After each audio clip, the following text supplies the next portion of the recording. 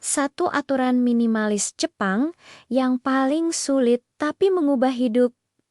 Sebelum lanjut lagi, jangan lupa untuk klik tombol subscribe, share, dan like ya. Bunda boleh juga klik tombol thanks atau terima kasih di kanan bawah. Oh iya, kalau Bunda punya usul atau ide tema video berikutnya, langsung aja komen di bawah ya. Makasih.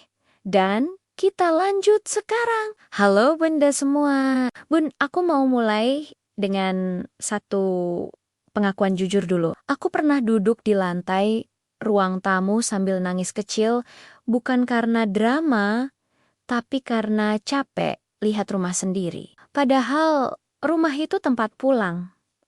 Harusnya bikin tenang. Tapi yang aku rasain malah sesak. Setiap sudut penuh. Sofa penuh bantal yang katanya lucu, tapi nggak pernah dipakai. Meja penuh kertas, entah tagihan lama, atau catatan sekolah anak. Rak penuh barang yang kita simpan.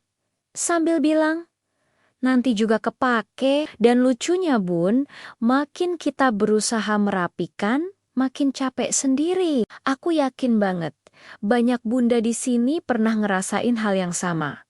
Bangun pagi, niatnya mau beres-beres, tapi baru lihat satu ruangan aja, energi udah turun duluan. Akhirnya duduk, scroll HP, terus nyalahin diri sendiri karena rumah berantakan lagi. Sampai suatu hari aku nemu satu aturan minimalis ala Jepang. Aturan ini kelihatannya sederhana, tapi pas dijalanin rasanya berat banget. Dan justru karena itu, aturan ini paling mengubah hidup aku.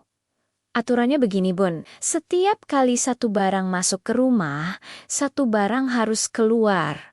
Bukan ditumpuk, bukan dipindahin ke kardus lain, tapi benar-benar keluar dari rumah. Waktu pertama dengar, aku ketawa kecil.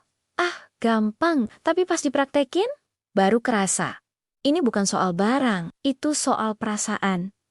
Contoh paling nyata itu lemari baju. Bun pernah nggak buka lemari sambil bilang, aku nggak punya baju. Padahal isinya penuh sesak. Itu bukan karena bajunya kurang, tapi karena kebanyakan. Aku mulai dari beli satu baju baru. Maka kalau mengikuti sesuai aturan, satu baju lama harus keluar. Dan disitulah drama batin dimulai. Yang ini masih bagus, yang ini dulu mahal, yang ini kenangan. Akhirnya aku pegang satu baju yang udah bertahun-tahun gak dipakai. Masih ada, masih rapi. Tapi setiap kali aku pakai, rasanya gak nyaman. Dan aku sadar, aku simpan bukan karena butuh, tapi karena sayang melepaskan. Waktu baju itu akhirnya keluar, rasanya campur aduk. Sedih sedikit tapi juga lega. Lemari jadi lebih longgar. Dan anehnya, milih baju pagi hari jadi lebih cepat. Contoh kedua itu dapur. Bun, dapur sering jadi tempat paling jujur soal kebiasaan kita. Sendok berlebih, gelas banyak tapi selalu pakai yang itu aja. Alat masak yang dibeli karena promo tapi nggak pernah dipakai. Aku ingat punya satu alat pemotong yang katanya serbaguna. Beli karena influencer bilang wajib punya, dipakai sekali. Setelah itu cuma pindah laci. Saat beli alat baru yang memang aku pakai tiap hari, aku paksa diri buat melepas alat lama itu. Dan di situ aku sadar, barang yang gak dipakai itu bukan aset, melainkan malah menjadi beban. Beban yang mengharuskan kita mengeluarkan energi lebih untuk merawatnya. Setiap barang minta dirawat, minta dibersihkan, minta disimpan. Dan semua itu makan energi kita. Contoh ketiga itu barang anak. Ini yang paling berat, Bun. Mainan itu bukan sekadar mainan.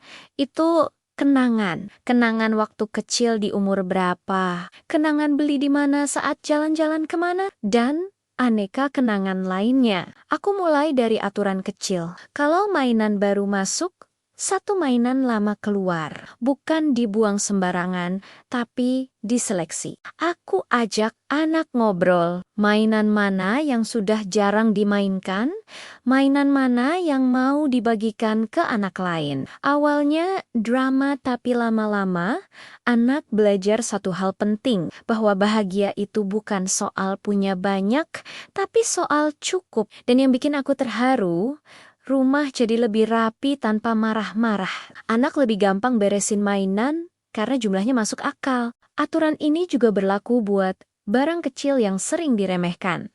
Tas belanja, botol kosong, kotak cantik. Kita sering simpan dengan alasan nanti kepake. Padahal bun, kalau bertahun-tahun gak kepake, kemungkinan besarnya yang gak akan. Dan selama disimpan, dia tetap makan ruang dan perhatian kita. Aku mulai disiplin, masuk satu, keluar satu, tanpa kompromi. Lama-lama, aku ngerasa perubahan bukan cuma di rumah, tapi di cara mikir.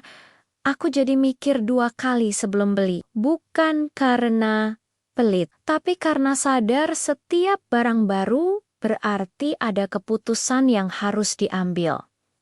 Aku mulai nanya ke diri sendiri, ini benar-benar memudahkan hidupku atau cuma bikin senang sebentar? Dan disinilah filosofi Jepang itu kerasa banget. Mereka percaya rumah itu perpanjangan dari pikiran. Kalau rumah penuh, pikiran ikut penuh. Sebagai ibu, kita udah kebanyakan mikir. Mikir anak, mikir keluarga, mikir masa depan. Kenapa rumah juga harus ikut menekan? Dengan aturan satu masuk satu keluar, rumah pelan-pelan berubah jadi tempat istirahat. Bukan tempat menumpuk rasa bersalah. Aku jadi lebih jarang capek bersih-bersih. Karena yang dibersihkan lebih sedikit. Aku jadi lebih jarang emosi nyari barang. Karena semua punya tempat. Dan yang paling penting bun, aku jadi lebih berdamai sama diri sendiri. Aku berhenti ngejar rumah sempurna. Aku mulai fokus ke rumah yang cukup. Rumah yang isinya dipakai. Bukan rumah yang malah mempersulit penghuninya sendiri. Rumah yang bisa bernapas, yaitu rumah yang bisa membuat selalu segar pikiran penghuninya dan bukan yang membuat sumpek penghuninya. Kalau sekarang kamu lagi ngerasa capek sama rumah sendiri, aku pengen kamu tahu satu hal. Kamu nggak malas. Kamu cuma kebanyakan menanggung. Coba mulai dari satu aturan ini. Satu barang masuk, satu barang keluar. Pelan-pelan, tanpa memaksa, karena rumah yang tenang itu bukan soal ukuran, tapi soal keberanian kita melepaskan yang sudah tidak melayani hidup kita lagi. Terima kasih sudah menemani sampai akhir. Sampai ketemu lagi di episode berikutnya. Salam semangat, Bunda semua.